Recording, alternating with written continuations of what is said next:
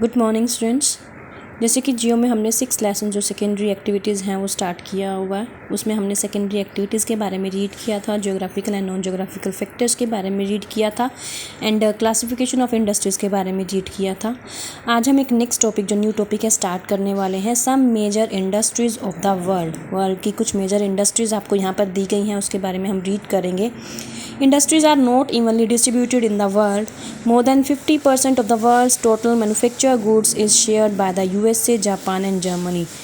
Iron and steel, textiles, automobiles and petrochemicals and electronics are some of the world's most important manufacturing industries. It means जो industries हैं वो world में evenly distributed नहीं हैं, एक जैसे distributed नहीं की हुई। इसमें बोला गया कि more than 50% world total manufacture goods का जो 50% शेयर है वो कहाँ पर है, यूएसए, जापान और जर्मनी में। और यहाँ पर मेन आपको कुछ इंपॉर्टेंट मैन्युफैक्चरिंग इंडस्ट्रीज़ के नेम दिए हुए हैं, iron and steel, textiles, automobiles, petrochemicals and electronics. ये सब जो है आपको मेन जो इंपॉर्टेंट मैन्युफैक्चरिंग इंडस्ट्रीज़ हैं उनके एग्जाम्पल्स दिए हुए हैं।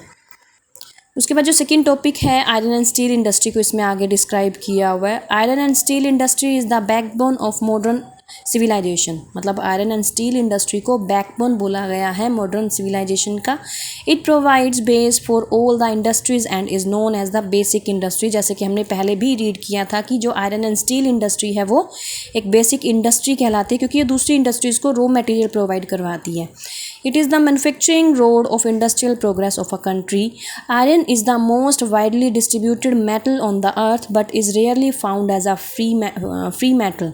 It is generally extracted from the mines in the form of iron ore, and iron is obtained by smelting the ore with carbon and limestone in a blast furnace. मतलब जो iron है वो जो है काफ़ी ज़्यादा डिस्ट्रीब्यूट उसे किया गया है, distributed metal on the earth but is rarely, ये रेयरली मतलब इसके जो फाउंड कम ही चांस होते हैं इसके मिलने के, जो ये एक फ्री मेटल के रूप में कम चांसेस में पाई जाती है। इट इज़ जनरली एक्सट्रैक्टेड, ये कहाँ से ली जाती है, इसे एक्सट्रैक्ट अलग किया जाता है माइंस में, किसकी फॉर्म में, form of iron ore. And iron is obtained, और आयरन को कहाँ से लिया जाता है, स्मेल्टिंग के थ्रू। स्मेल्टिंग मतलब अलग करने की जो प्रोसेस होती है, आयरन ओर से आयरन को जो है अलग किया जाता है with carbon and limestone in a blast furnace. Blast furnace एक प्रोसेस है जिसके थ्रू आयरन ओर से आयरन को अलग किया जाता है। Clear? The molten iron after being separated from the ore is either cooled and molded to from pig iron or is used for making steel। मतलब जो मोल्टन आयरन होती है जो सेपरेट कर ली जाती है ओर से, उसके बाद जब वो ठंडी हो जाती है और उसको मोल्ड कर दिया जाता है पिग आयरन में, और जिसका यूज़ किस लिए किया जाता है, स्टील बनाने के लिए। Iron in its pure form is soft and generally not useful as an engineering material. जो आयरन है वो अपनी प्योर फॉर्म में कैसी होती है, सॉफ्ट होती है। Okay, by adding small amount of carbon up to 2% and other strengthening elements such as nickel or manganese it is converted into steel। जब आयरन में कार्बन को मिक्स किया जाता है या दूसरे जो मटेरियल्स एलिमेंट्स हैं उनको मिक्स किया जाता है, जैसे कि निकेल बोला गया या फिर मैग्नीज बोला गया है, उसके बाद वो किस में कन्वर्ट हो जाती है, स्टील में कन्वर्ट हो जाती है, और उसके बाद वो काफ़ी स्ट्रॉन्ग और मेलेबल हो जाती है।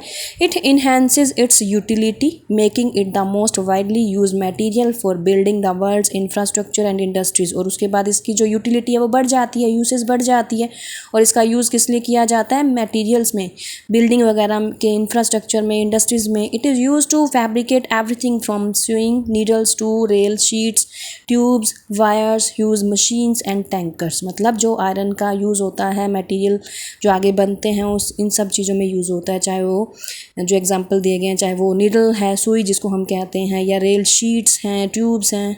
ओके, उसके बाद हम रीड करेंगे the world iron and steel industry में rapid progress after the industrial revolution. Industrial revolution के बाद जो आयरन एंड स्टील इंडस्ट्री है वो काफ़ी प्रोग्रेस हुई है।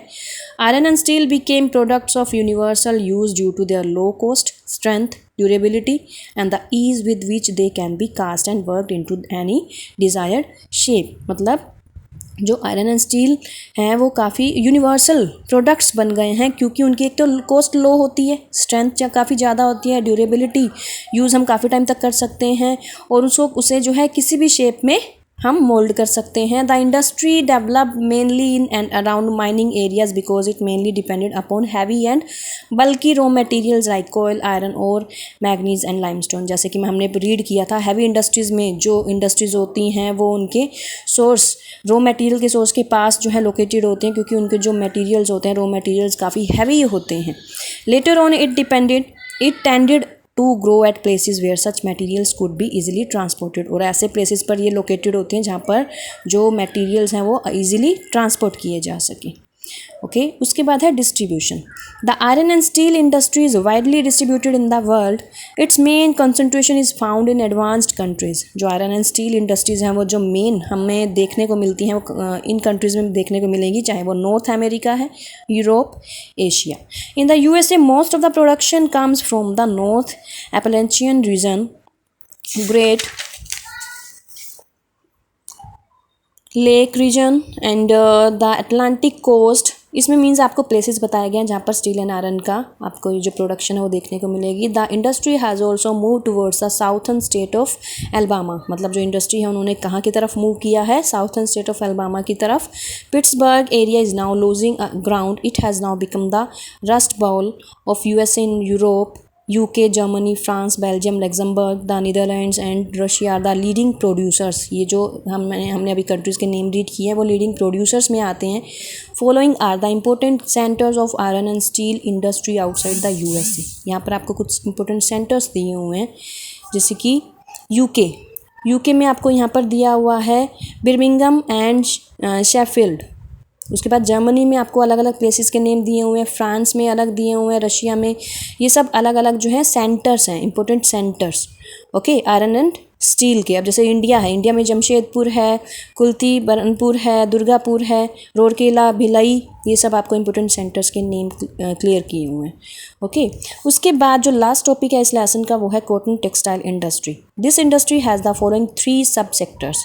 कॉटन टेक्सटाइल इंडस्ट्री में आपको आगे जो है सब डिवाइड करके दिया हुआ है। फर्स्ट है हैंडलूम जो इंडस्ट्री है, this is labour intensive sub sector of cotton textile industry and provides employment to a large number of skilled and semi skilled workers.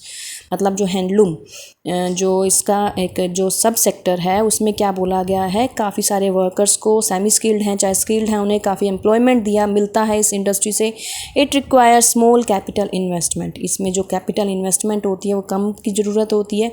It is by virtue of its employment potential and small capital investment that Mahatma Gandhi propagated khadi as part of the independence movement. जैसे कि handloom की बात की जा रही, तो महात्मा गांधी के time का आपको याद होगा जब वो सूती कपड़ा जो है खुद काता करते थे। ओके, तो वैसे ही हैंडलूम में क्या है, कपड़े वगैरह का जो भी काम होता है उसमें वर्कर्स वगैरह पर डिपेंड होता है ये सारा काम। उसके बाद है this sector involve spinning, weaving and finishing of the fabrics. इस सेक्टर में क्या इन्वॉल्व किया जाता है, कपड़ा बुनना है या कपड़े में जैसे फिनिशिंग वगैरह है, फैब्रिक्स में वीविंग है, स्पिनिंग है। जैसे हमने फर्स्ट रीड किया था हैंडलूम, उसके बाद हम रीड करेंगे powerloom. In this sector looms are run by power and is much less labour intensive as compare to handloom sector.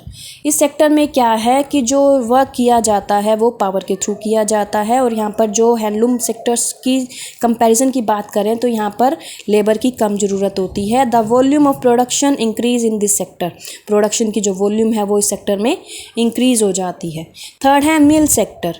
It involve setting of big mill for spinning and weaving. मतलब spinning और weaving के लिए यहाँ पर मिल की ज़रूरत हो जाती है, इसमें इन्वॉल्व कर दिया जाता है। This sector is highly capital intensive and produces fine clothes in bulk.